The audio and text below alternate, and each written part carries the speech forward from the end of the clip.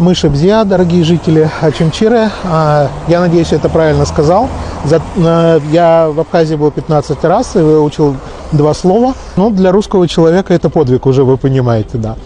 Вот, значит, я побывал в Очимчире, естественно, я посмотрел ваш пляж, что значит почти все для наших туристов. Я тестировал местную кухню, посмотрел ваш рынок, я был на ваших горячих источниках, которые меня тоже капитально впечатлили.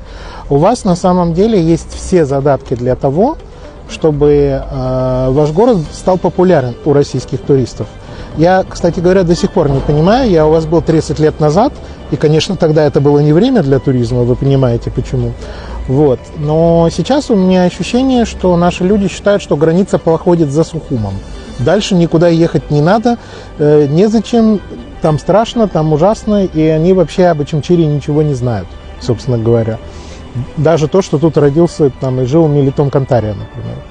Я очень впечатлен. Вы знаете, кстати, на самом деле, чем дальше от туристических мест, тем кухня у вас вкуснее. Потрясающе. Вот в Апатске на, значит, огне варят мамалыгу, соответственно, как бы, и это люди едят вот именно каждый день, а не то, что это специально для туристов делается.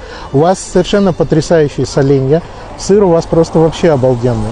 Вот как раз плюс ваш – это в экологичности местных продуктов. Если, скажем, вы попробуете продукты, я не буду упоминать, чтобы жители не обиделись, в некоторых других частях Абхазии вы будете поражены, какого, увы, среднего качества эти продукты, соответственно, и вино.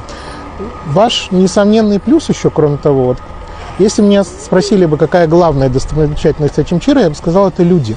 Потому что они, скажем так, не избалованы туристами, и они рады всякому человеку, который к ним приедет, они постоянно приглашают домой. Они не хотят, ты зашел, они тебя не хотят отпускать, может, давай на стол накроем, может то, может это. Да, сравнение, несомненно, в лучшую сторону. Я был поражен, я думал, что таких цен вообще не бывает.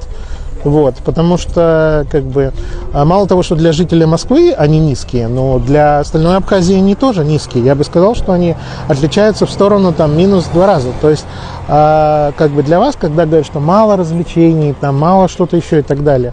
Но есть бюджетные туристы, и есть семьи, которые хотят отдохнуть тихо, а не чтобы у них на каждом углу орали над ухом вареная кукуруза, короче, или поедем на катамаране, или что-то там еще. Ну, что основная проблема действительно, что люди про вас не знают. И вторая проблема, если мы говорим про лето, конечно, когда наш человек постоит в очереди 4 часа на границе и еще сюда ехать 2,5 часа, это ему не очень понравится. Я думаю, что аэропорт решит ваши проблемы, если, конечно, его откроют. И, конечно, до этого у вас не было инфраструктуры.